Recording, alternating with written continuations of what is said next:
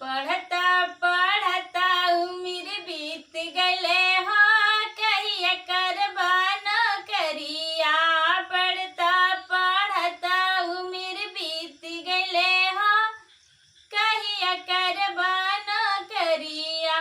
कहता था कहती अपना पापा जी से, कहता था कहती अपना पापा जी से, नौकर बना के पापा रख लेते हो, कहिया करबा नौकरिया।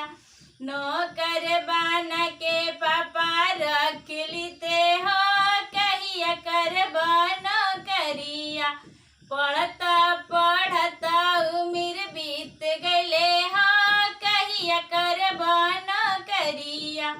कहता था कहती अपना चाचा जी से, कहता था कहती अपना चाचा जी से, ड्राइवर बन के चाचा रख लेते हो, कहिया करबा नौकरिया।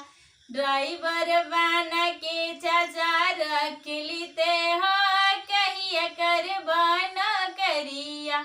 पढ़ता पढ़ता उम्र बीत गले हो, कहिया करबा नौकरिया।